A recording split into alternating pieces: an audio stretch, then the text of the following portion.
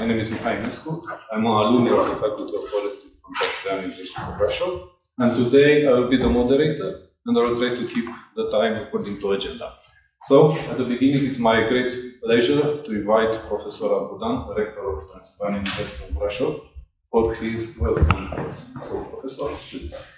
First of all, welcome to Transylvania University of Brașov as a rector and also as a forester, as a forest engineer. I'm obliged to say a few things about this university and the Faculty of Forestry.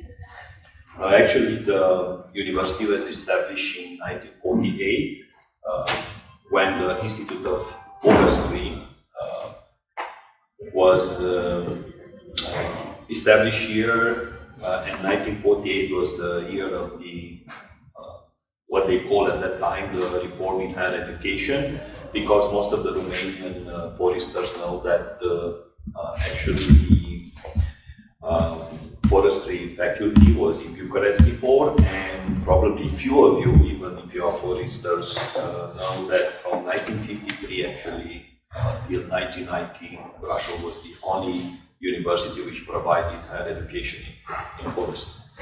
Nowadays, we are a comprehensive university with more than 20,000 students, 18 faculties, and apart from forestry, we also have the faculty of wood engineering, design and engineering. They recently changed the name because probably most of you know it as the faculty of wood engineering.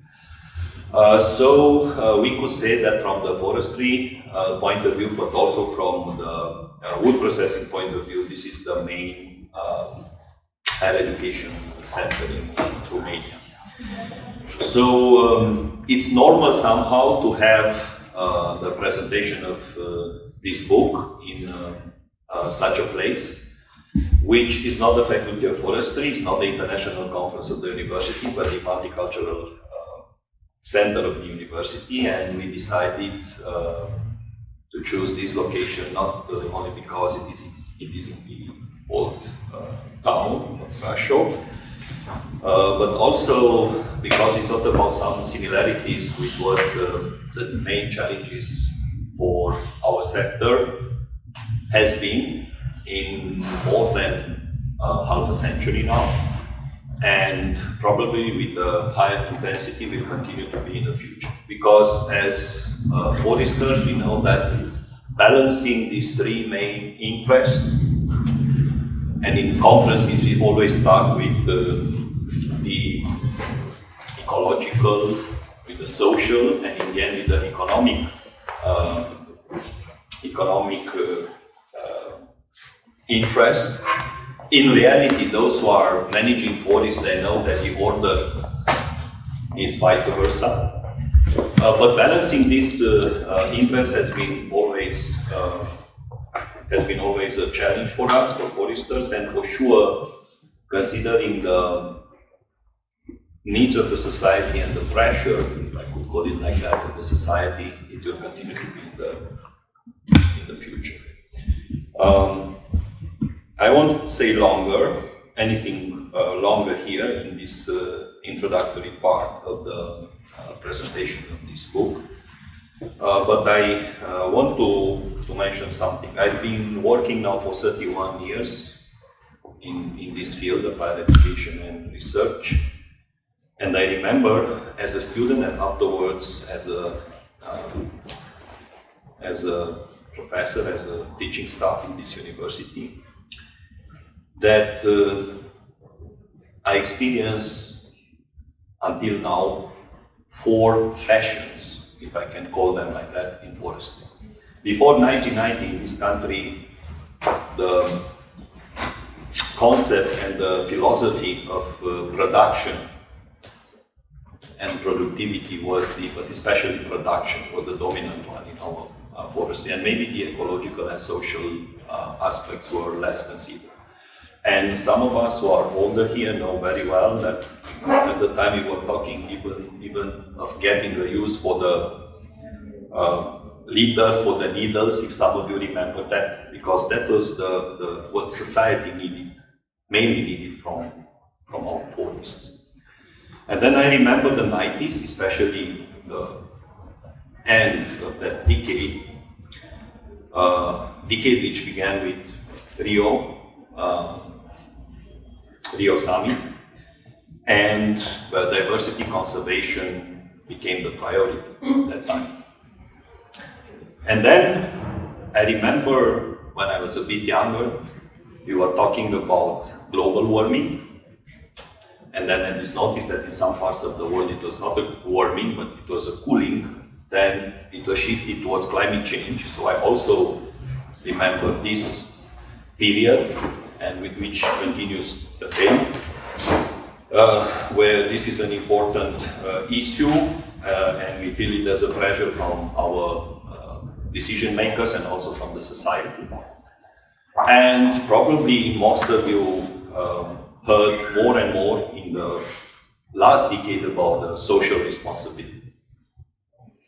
So I wonder now, as the forest is the same, because the beech forest is the same, the mixed forest is the same, the conifer forest is the same, has been the same for centuries here, what would the forest think about these crazy people, about this crazy society, which at one time considered that they need more production for forest, another time that they need more protection, diversity protection, or combating or diminishing the effects of climate change, and so on.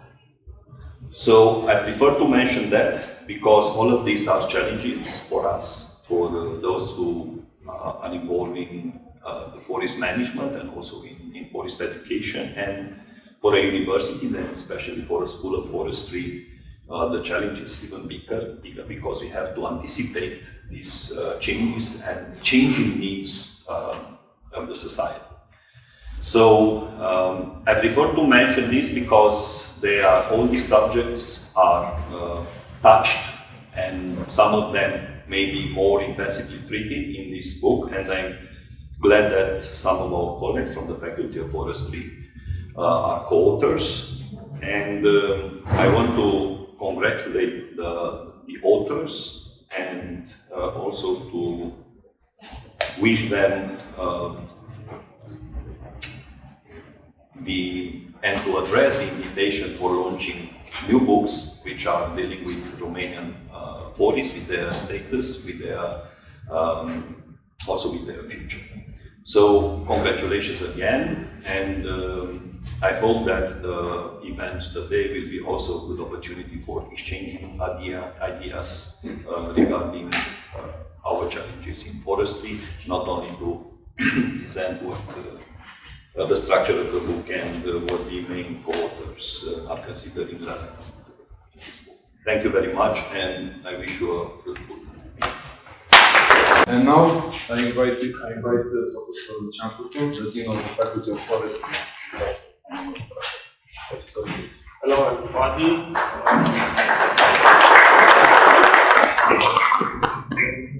Thanks a lot. Yeah, as Professor Abudan said, we are very glad to see this book, and we are very happy also to see that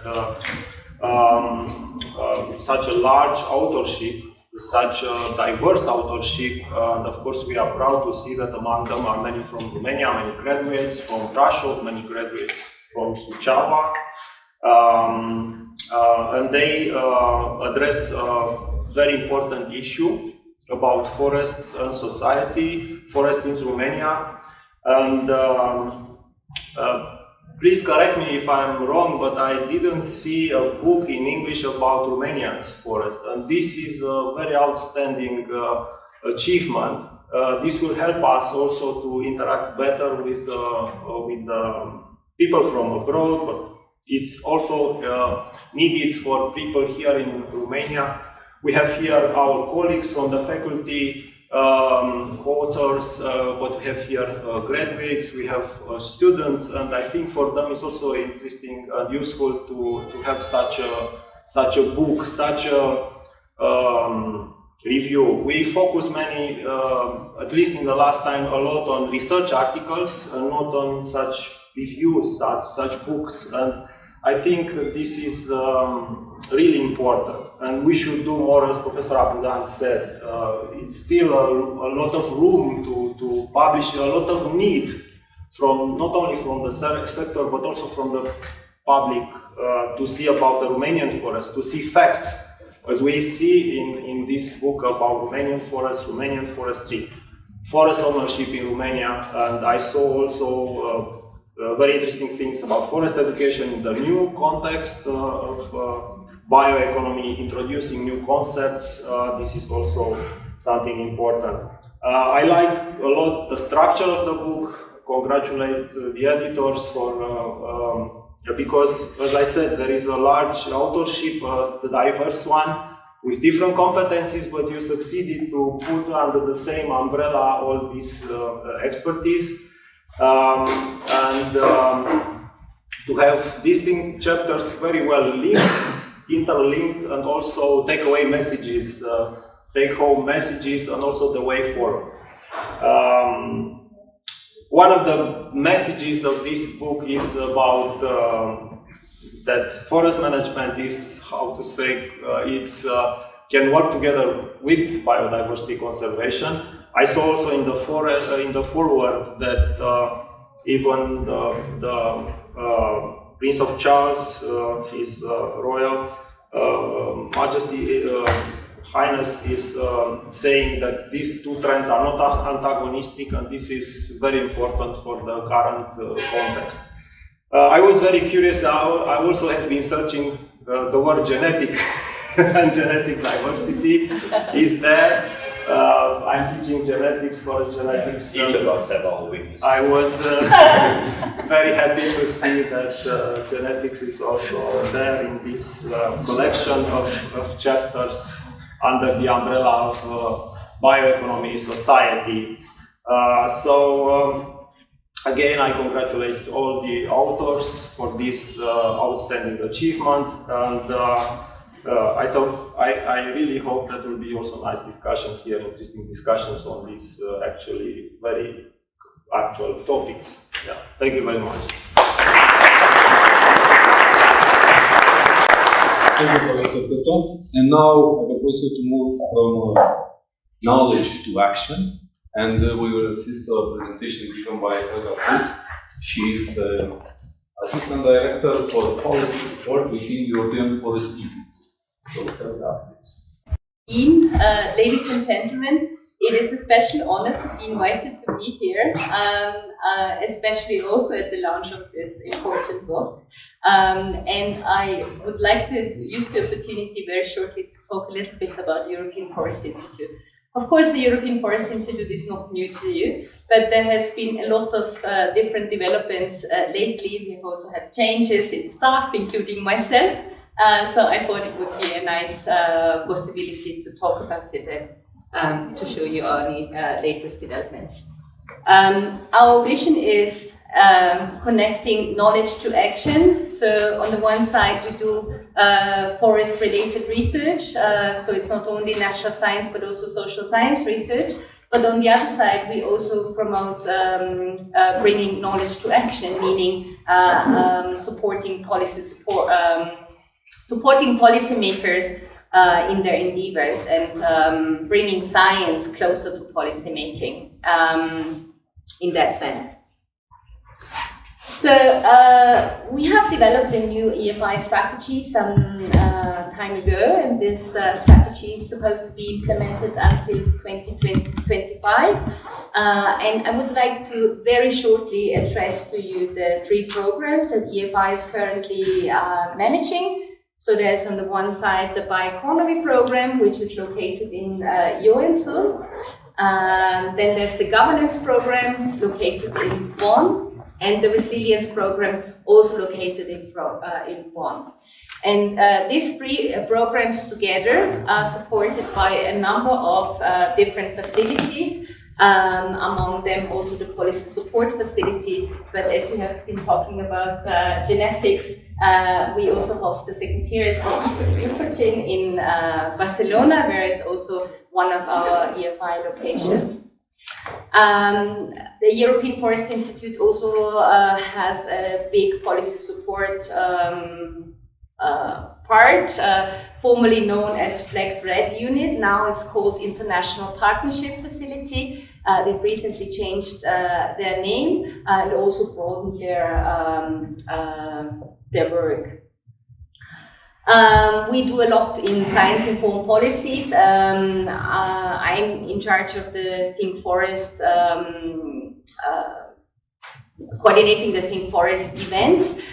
Maybe some of you might have seen a little online YouTube video yesterday. It was one of these Think Forest events that we're promoting. And basically the idea of Think Forest is to bring together scientists to work on policy-relevant questions, and a group of member states, currently 11 member states, are putting some funding into a fund and then deciding together with which research questions such a report should be done.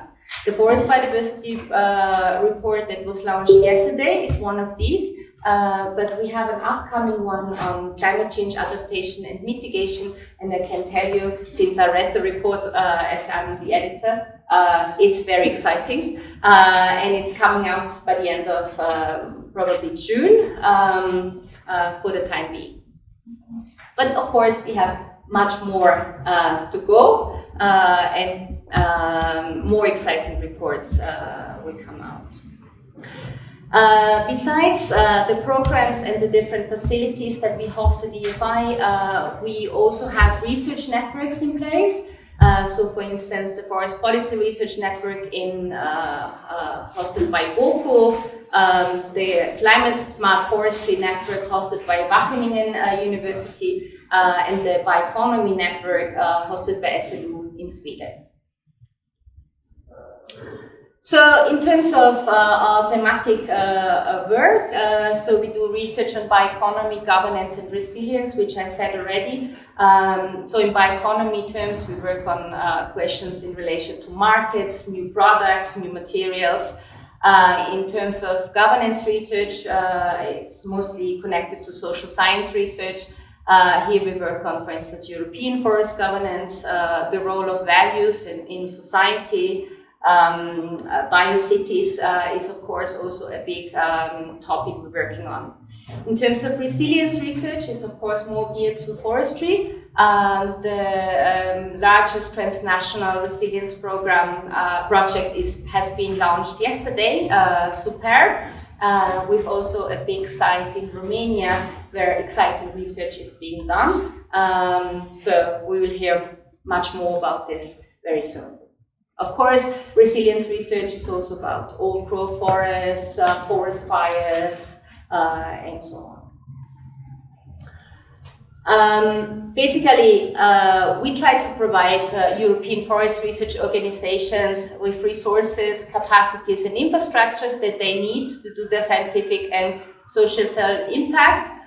So we are trying to get funding from different sources, including the European Union, but also member states like Finland, Germany, and Spain fund our work. And together with our research partners, and I'm sure many of you are also engaged here, we do exciting research, and we try to also bring this to the decision makers and not just publish the scientific articles and report, but we try to have events where we involve decision makers, but also NGOs and forest stakeholder organizations to discuss these results together with scientists, and also give them the opportunity to actually talk to scientists and ask questions that they might not be able to ask by just reading the text only.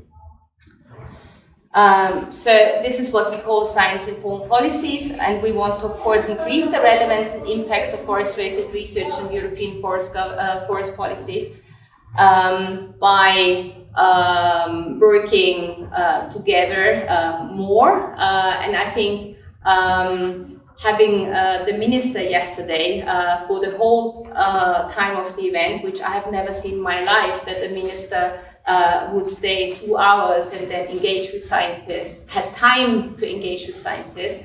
This was very spectacular, I have to say. It shows that we are really trying to open maybe new possibilities. But of course, we are also very much interested to create awareness in society. So we try to engage with society as well and inform them about our research results, have different forms of events that are also more on the local level and not necessarily all of them are in Brussels or in the major cities. So I thought maybe you're interested what is the current status of EFI. It has grown quite a lot. We have currently around 130 employees. And these employees work in different locations. So the headquarters is in Joensuu in Finland, where I'm also based. I would be very happy if you come and visit. It's a pretty city and we have a lot to share. And the bioeconomy program is located there, so it would be also a great opportunity to welcome some of the authors of this important book. We have a vast amount of nationalities in the European Forest Institute. Gender balance is okay. Of course, we can have more women in science, especially I would encourage young women, including social scientists, to come to European Forest Institute. And then we have 3 offices, one in Bonn that hosts the Resilience and Governance Program, one in Barcelona that hosts the Mediterranean Facility, the International Partnership Facility, and the Genetics Resource Facility with the UFRGen Secretariat, which I have mentioned already.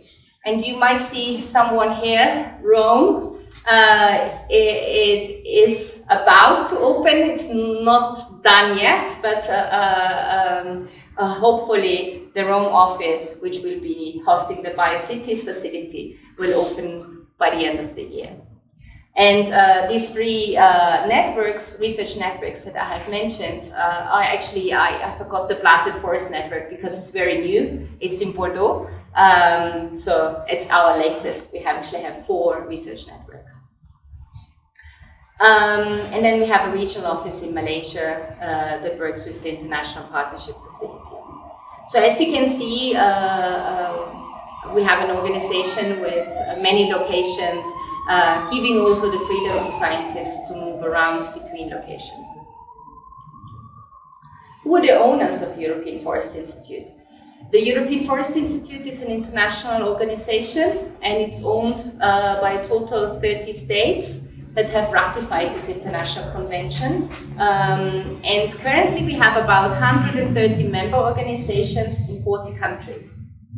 When I came to Romania, I have to check, of course, which Romanian universities are our partners. And unfortunately, I have to say that so far we have no Romanian university as a partner organization. And I would invite, of course, the rector to make this decision to become a partner organization of the European Forest Institute.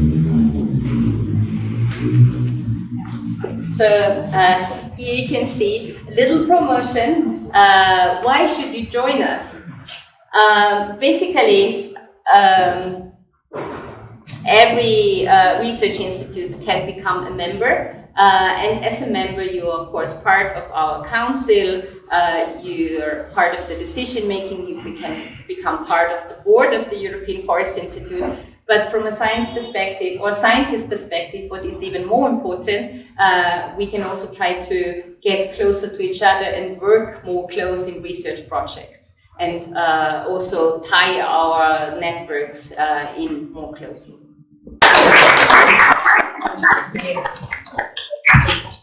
By thanking everybody for making this idea a reality, turning a dream into a reality.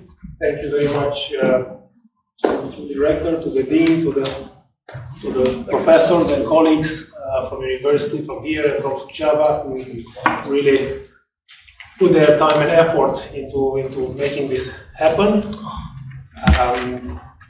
I will say just a few words about this concept, this project, how it came up, really as an idea.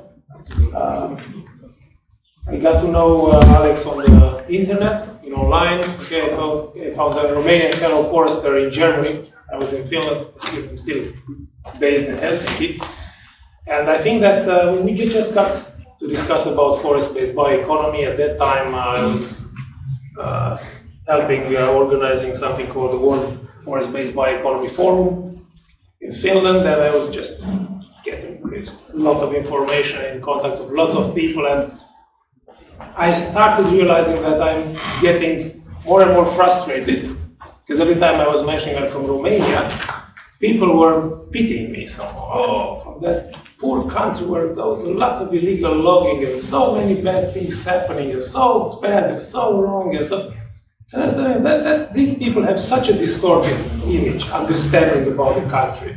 Not saying that bad things don't happen, but there is so massive amount of good things happening in starting with the forest itself and the vitality of it, and everything that's in the forest, the natural side, and also the forest management and the other things that we are doing with the wood and non-wood products. So I think that on the one hand it was a bit of frustration, or a lot of frustration. Let's show these guys, let's tell them that we're not just killing our nature there. They had this idea, you know. Then I think it was also because we realized it or not at that time, or even nowadays, I think that we are both longing for Romania. No, we are far away from Romania. Every time we come back to the country, every now and then, we realize that our roots are here. They will never be elsewhere. And living in Finland and seeing how the Finns try to go abroad, try to be everywhere, try to be in all international levels, organizations everywhere, but eventually they always relate to their roots and come back to their country and always say, proud I am from Finland. You know?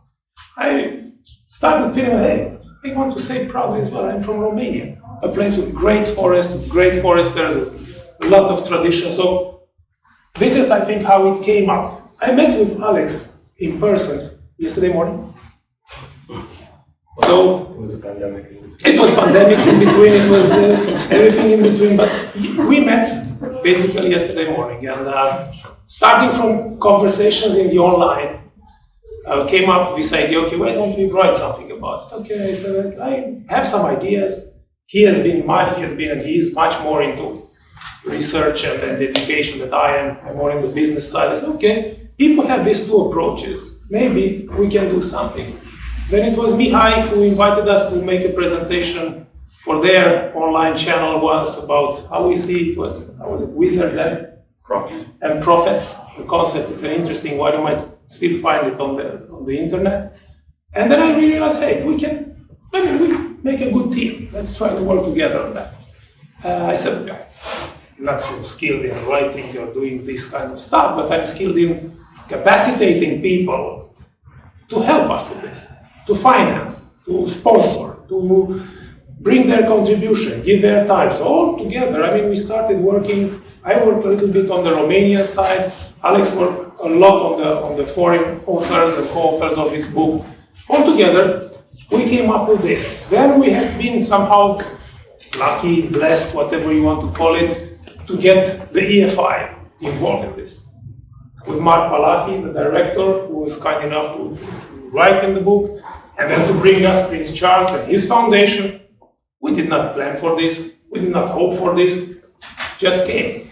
And I realized yesterday that it was very important because at the event in Sibiu, where His Royal Highness was present, and then where the book was mentioned in the introduction, in the introductory speech by Mark Palachi, it raised a lot of interest among lots of researchers who, some of them were for the first time in Romania. And again, you fly to the airport, you take a taxi, you drive, you don't realize, you don't go to the woods or anything. So you come to the country with some of the greatest forests in Europe and you don't see them. And then you come with a distorted image and you go back with a distorted image because you don't have time to interact really with people there. So it was, we hope that by them getting this book, getting to read about what is being treated here, they get a little bit wider understanding. That's the reason why we made this book, basically, to present to Romanians, but also very much to the foreigners, something about Romania, how we see it, how they see it, how it could be. That's why it's called Plan B. Not saying that Plan A doesn't work, it works for some people. Plan B might work for others, we don't know yet. Most likely, we need to come up with the follow-up of the book. There were people yesterday who said, hey, I could contribute something. I'm interested to write something here. We could maybe add a chapter here. We could. So the book, I think this is the first step. And it's open, it's a living document, so to say, which definitely will need a lot of further inputs. We plan to translate it into Romanian as soon as possible, by the end of the year, hopefully, then get it printed. I want to thank again the people who really walked through hell, I think, in the past few weeks to get this book printed. Raluca Hoisan is here. She was fantastic in getting this done, I don't know, in no time, basically, to get the book just straight up from the printing house and to the event. And here, the editor, the graphic designer or the artist who contributed this to the university here, who basically allow us to use the logo and come under the umbrella. I'm saying again, this is an open concept which definitely must be subject to changes and improvements, because when we produced this book, basically, and everybody started working and contributed, the world was different. In the past 3 months, the world has changed and will change the future so massively. We don't really, I don't think I understand it completely. But I think that the pressure on forests and the services that society expects to get from forests, services and products, will only increase. That's why we have to do a much better job in explaining what forests are about, what forestry is about, who we are, what we're doing, why we do these things. We're not, I don't know, some do it for hobby, some do it for profit, some for conviction. But what I'm saying is that I'm welcoming any, and we are welcoming any further ideas and support that you could give in improving the information in the book, first of all, because content is king. Content is king. And I think that we have a very good content in this book. And I want to thank again all the authors, co-authors, and everybody who worked on it.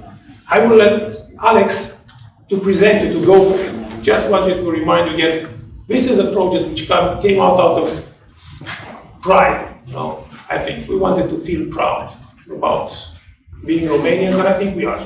Thank you very much.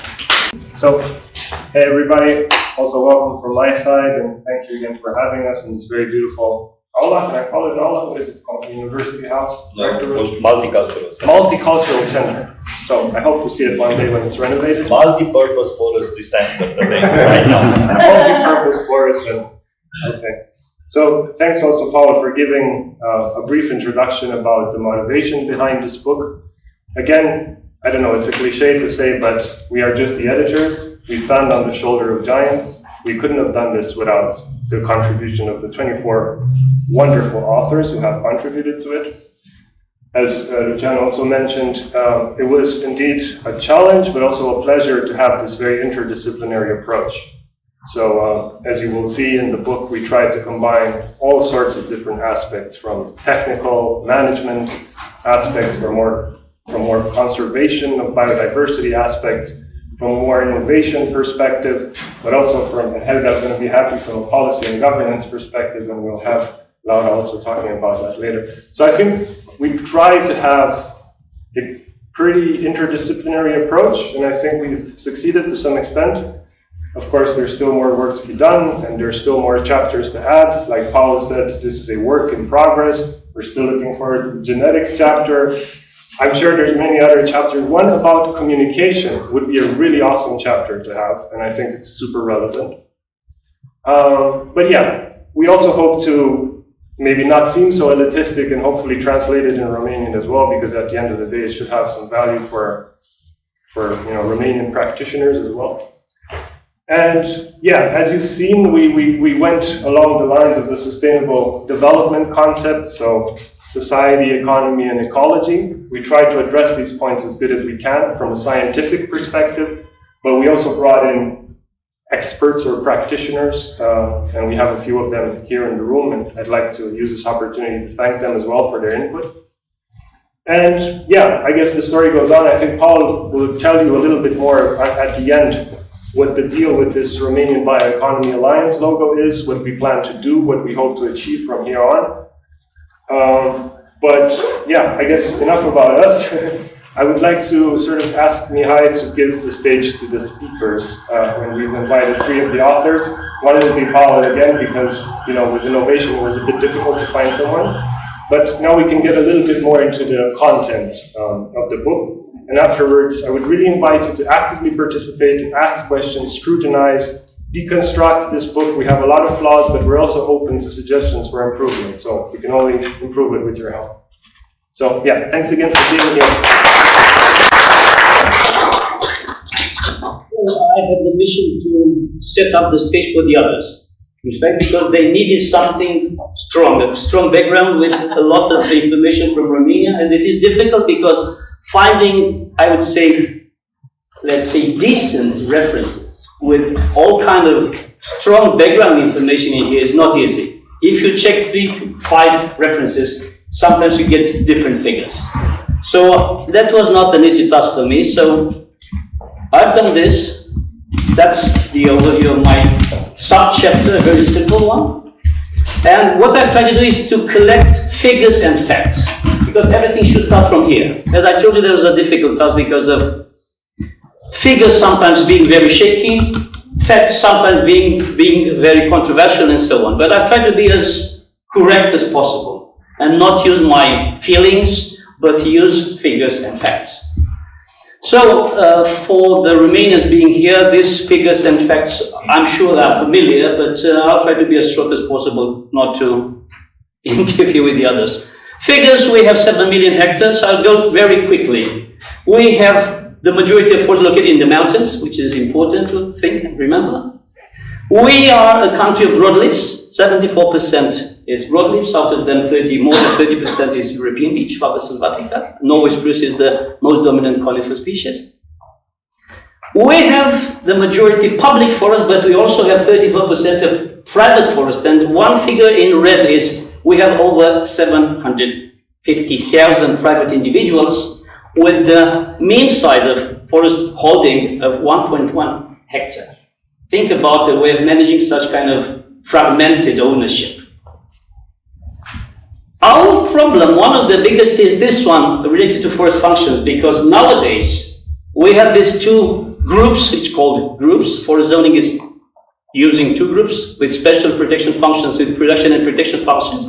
But the last figures is 66% of our forests are simply part of this group 1. 66% is huge. Is one of the, let's say, highest levels throughout Europe, and that is creating huge problems. I'm not going to depth. I give you the floor afterwards to ask questions about and the impact on our forest management.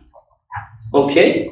Plus, we have these all kind of other functions, and we have 87 functional categories. If you can imagine this, Romania has the most complicated system of forest zoning in Europe.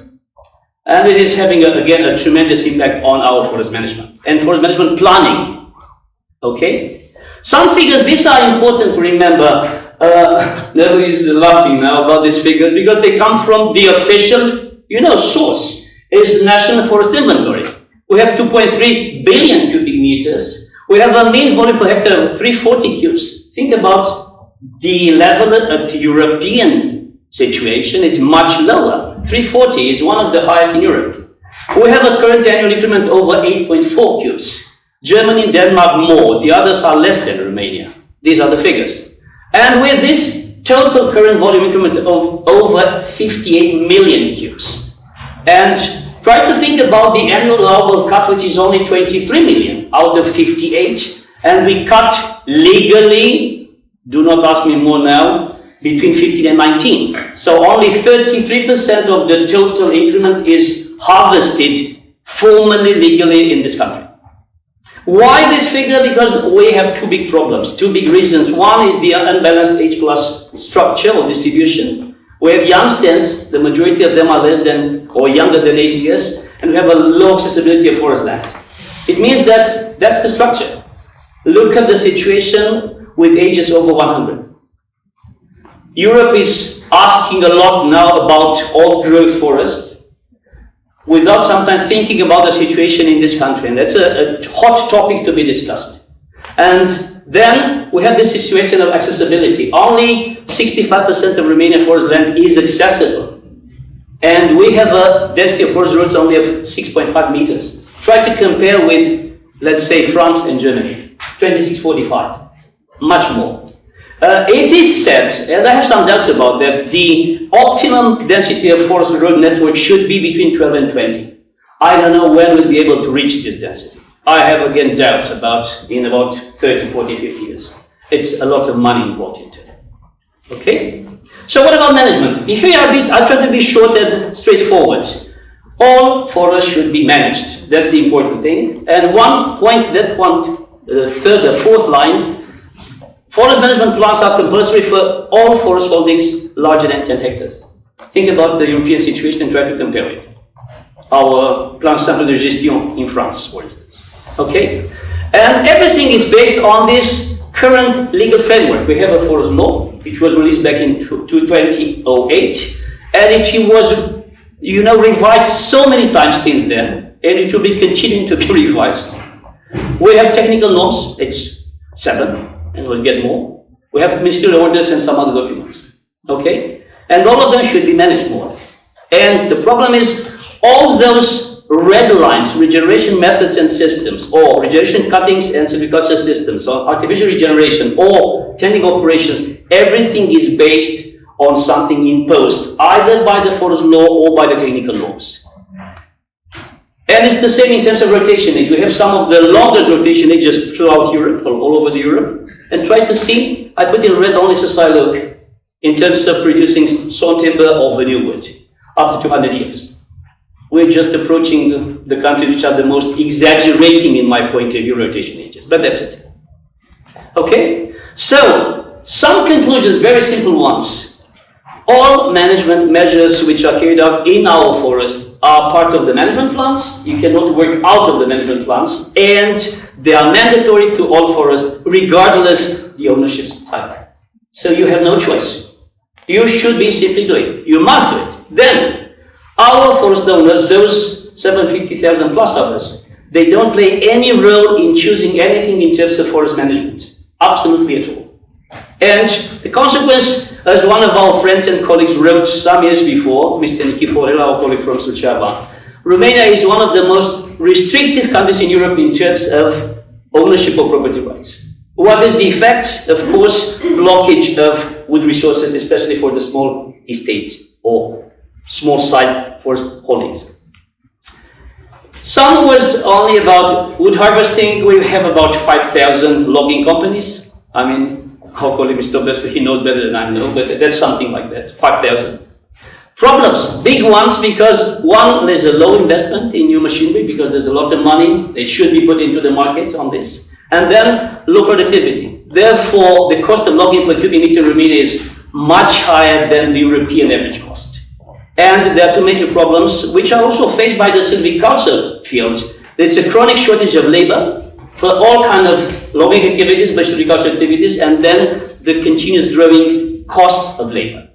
Okay? So in summary, that's part of the book. We have forests which are mostly public owned, dominated by European beech and Norway spruce, located in the Carpathians predominantly, and of course have a high production productivity. And that is, the last line was because we're discussing so much our national forest strategy, and we're discussing so much the way of aligning to the European, the EU forest policy, and the conservation EU policy.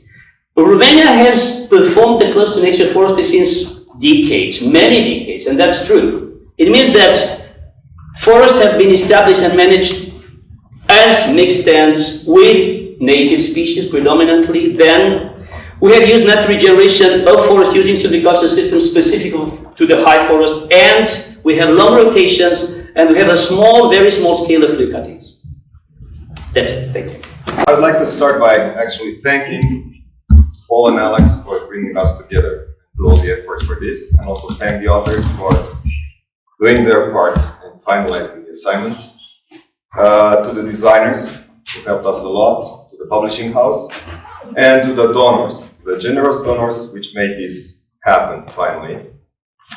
My chapter was about biodiversity and forest management, so I will try to give a short talk about that, not a presentation.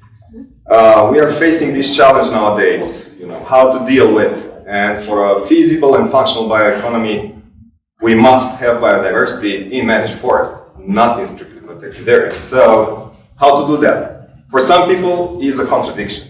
So for them, would be reconciling management with biodiversity. For others, would be more a compromise or even the natural way of doing business. I think Romania is between the last two, and actually was closer to the normal business, natural way.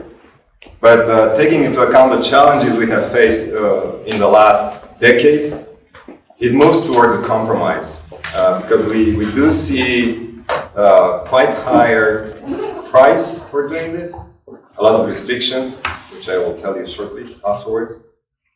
So, how hard is to understand our biodiversity in forests? How hard is to understand why we have it, and how hard is to accept is not by chance or by mistake?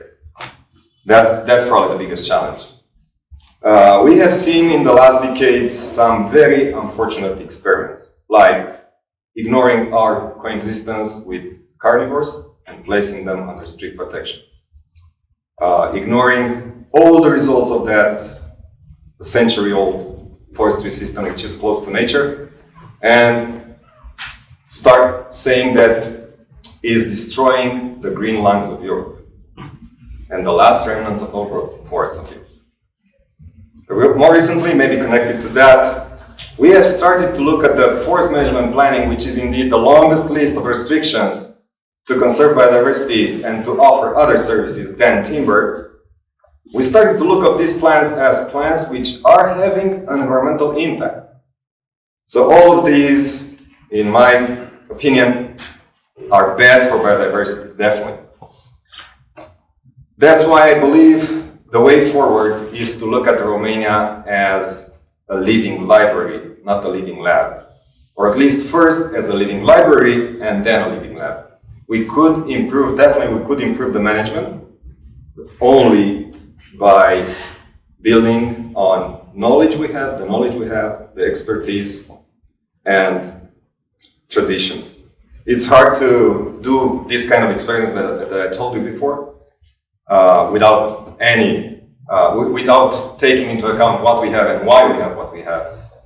So I think this book is a very good step. Maybe it's the first.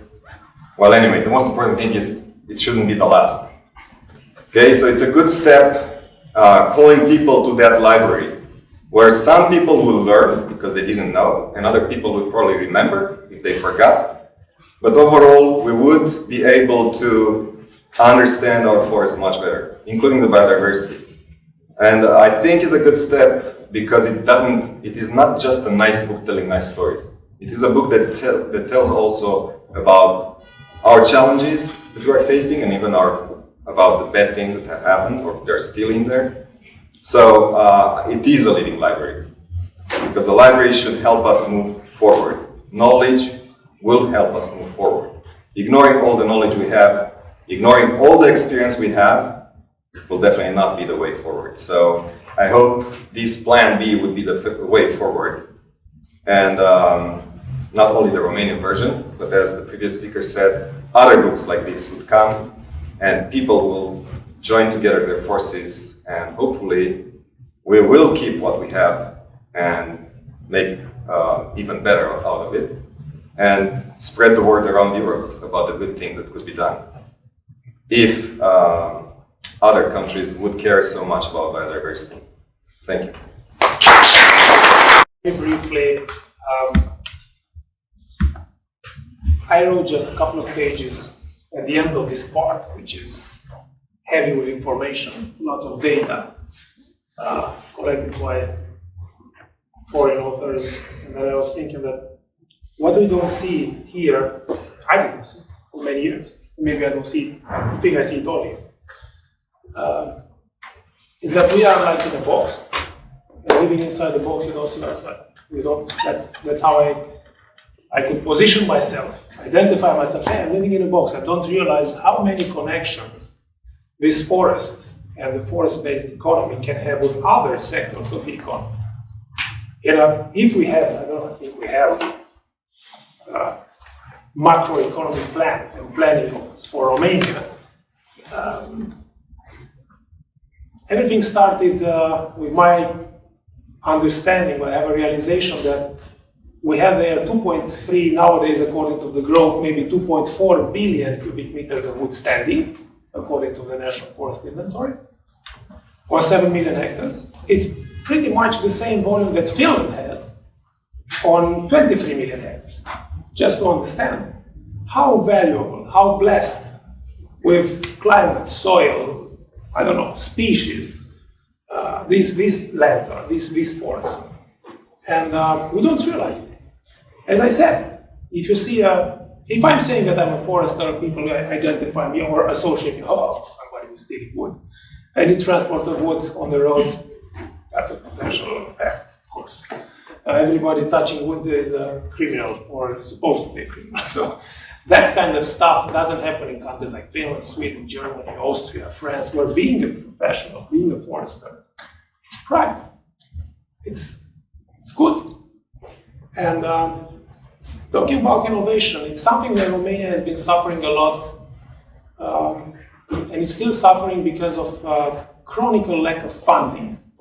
That's what affected badly the sector. Myself, as an engineer specialized in wood harvesting, I think I felt it, and I'm still feeling it most when I'm going into the woods. I see that we're still using obsolete equipment, which is not generating enough economic revenues in order to justify it even. But those 4,800 or 5,000 or 4,000, God knows how many they are, we don't really know. Most of them are just in such a poor state that they will not ever step up to innovation, to modern equipment, to modern practices, to investing into personnel. So that's something that I think is badly needed in Romania. Massive investments in order to enable the forest sector to link, to connect to other sectors which would definitely benefit from this biomass resource. And I'm thinking of the energy sector. As I said, when we started working on this book, reality was different. Nowadays, I don't know if the Green Deal will just go on at the European Union level as it was planned and thought over and started being implemented, considering the ambition to get energy independent from the Russian Federation. We don't know how it will be with this cogen initiative. Radu Vlad can tell us more about cutting off subsidies for wood or wood pellets or something like that at European Union level.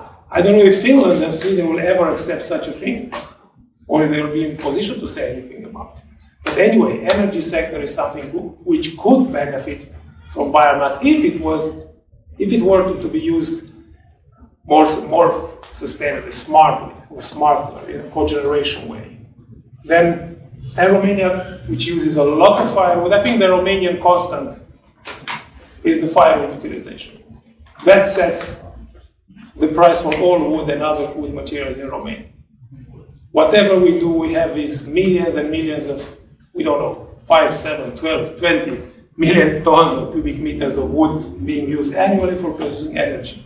If we could use them a bit more smartly, I would say that we could get more from less and enable more wood towards industry. Then Romania has absolutely fantastic textile sector. Wherever you go, wherever you travel, you buy a suit, most likely it's from Romania. In Europe at least, considering especially nowadays all this China shutdown or lockdown or whatever, transport costs from Far East. Romania, if Inditex wants to launch a new fashion, a new trend, it takes 3-4 days to get the clothes done in Romania and shipped to Spain. It takes 7 weeks, 8 weeks, and costs 3 times more to do it from China. So the choice is easy to make. But the trend now is to use a lot of biomass, a lot of pulp, a lot of virgin fibers and other kind of wood-based fibers into the textiles for all sorts of reasons, starting with the impact on the skin, which is much healthier than the oil-based or other kind of material-based textiles. Then we have automotive industry in Romania, which could definitely benefit from wood. Wood not only for the interior design and stuff, but in Finland they make research and innovation how to use sawdust into the batteries, car batteries. And that's a very big research going on. And most likely to replace the lithium-ion traditional batteries with spruce sawdust. I don't know if we are speaking about this in Romania, but it's part of the innovation, it's part of the EU-funded project, and it's also getting funds from the big industry, forest-based industry of Finland and Sweden.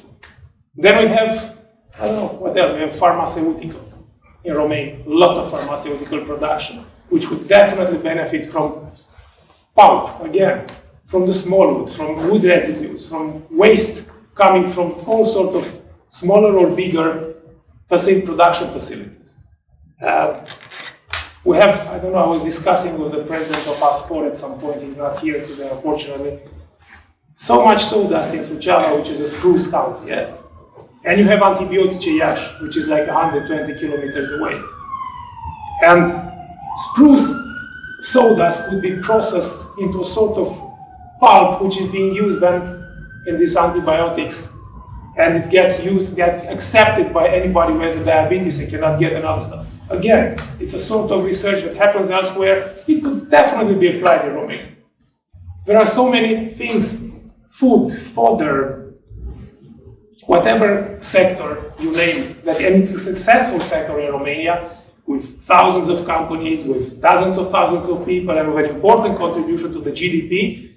That sector could benefit from forest biomass. That's what I wrote a little bit there, and there is a nice drawing made by our graphic artist. We try to think, how can we explain it, how if a child opens, to help him understand what I'm writing about. And I think that's an absolutely fantastic potential for Romania in that respect. There are so many untouched, unwalked paths. And I think that little by little, given all these restrictions, all the regulatory framework, which is terrible, if you ask me, there are still opportunities and there is still interest to invest in Romania, not only in conservation forestry, but also in commercial forestry. And like big players came in the past, I think that big players will come in the future as well. Simply because the resources here, Romania is part of the EU, it's the proximity to an absolutely great market, the European Union market, and also this Middle East and Northern Africa. Yeah. And also because there is knowledge here about growing forests, managing them, harvesting them, processing them. So all in all, we stand good chances to attract important investments, in my opinion. And I think that we just need to knock the door. Hey, ask for more. Where is the money? Where is the fund? What's funded? What's happening? What funds are available and for what? Let's try this, let's try that. Maybe go and knock the door to big industry, because the big industry will drag along the rest. It will reshape again the future, the sector, like it happened in past 20 years. At the same time, I think it's very important to recognize and to try to use the resource locally as much as possible, and to enhance and to enable the local companies to step up from the mud where they are swimming now onto a higher level, or take them on the dry land at least. Try to make them earn enough from what they do in order to understand that they can get more from less. If we manage a little bit of smart investments here and there, I would say that we can get it in much better shape. And Romania, I think we stand good chances. We only need a little bit of push, not to lose our hope, and just to ask. There's a knock the door, it will be open. It's written in a book. Not this one, but in another one. Yeah, that much about it from my side. I think, as I said, the key message of the little couple of pages I wrote is that this sector can be like absolutely the roots for many other important sectors of Romania, which could definitely benefit and put us on a completely different map of the new, whatever you want to call it, close to nature, climate smart, whatever, closer to nature, and closer to nature, bio-based forest bio-based bioeconomy. Thanks a lot. Think where you are not doing, you are just suffering after a bad governance. So I will, because it's the latest speech on that book, I will put my things on 4 points. The first point is about the state, then about the cause, challenges, solution, the plan ahead. So what is about the state? We have too many unsatisfied customers. Our forests do not produce anything in a satisfactory way for nobody, neither for nature conservationists, neither for foresters, for the society, for the firewood. So we have too many unsatisfied customers. The causes. In the theory of management, Drucker said something at a certain moment, but it's not that we are doing wrong things. It's not that we are doing things in a wrong way. It's just the fact that our assumptions about how the world is working are not functioning anymore. So we are completely in a false hypothesis about the things are running the world. So we are in a virtual reality somehow. So for this reason, we don't know how the things are going now into the society. Our frames to produce order doesn't work anymore. So we are doing very petty solution like sanctioning, putting more stress in things on the people that are actually working like private sectors, but we are not solving the problem. Challenges. Everything is come because we didn't know how to deal with the diversity. We diversify the structure of ownership, first of all. We have a different way of governing the society nowadays, and we have also a different civil society that is asking perhaps different things. So our challenge, in fact, right now, is to deal with this diversity that we couldn't put into a battle of laws and norms and technical norms and ministerial order. We don't know how to do it. And even for the services, we don't know big things. We have 87 categories of services we provide, but we are not able to measure them. We are not able to have indicators to figure out if this forest that we put it like forest for protecting the soil is really fulfilling the service we are supposed to deliver. As a solution, we should make way to this diversity in our minds, in our policy frameworks, in our market actually. What means make way to this diversity? If I were in Finland, I would say that forest is offering a marvelous world of possibilities. Why? Because there is a general frame to enhance product-based innovation.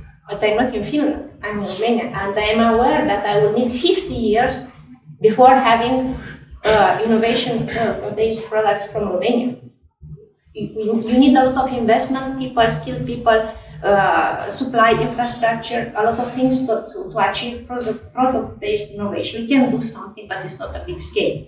So what could do Romania still, and it's our competitive advantage on a European scale, is doing process-based innovation.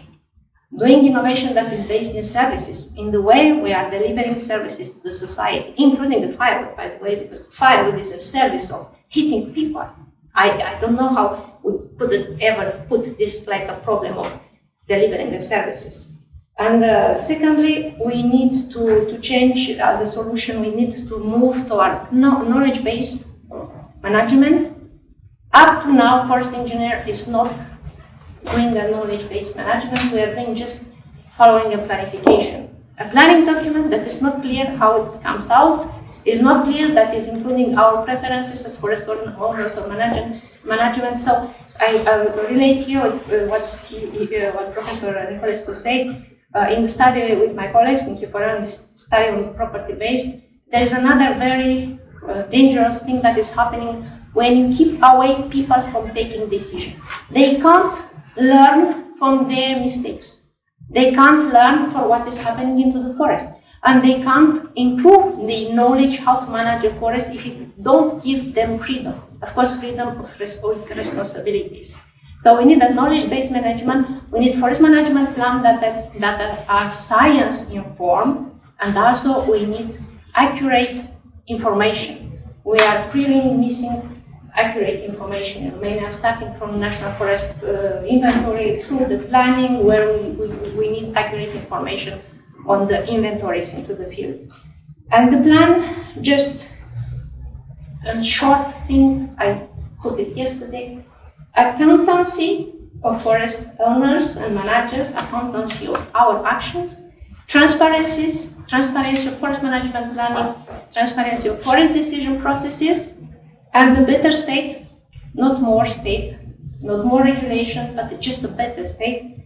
That means not more laws, but strategies, following the strategy and pushing out the strategies with the help of the civil society and relevant stakeholders. Thank you very much.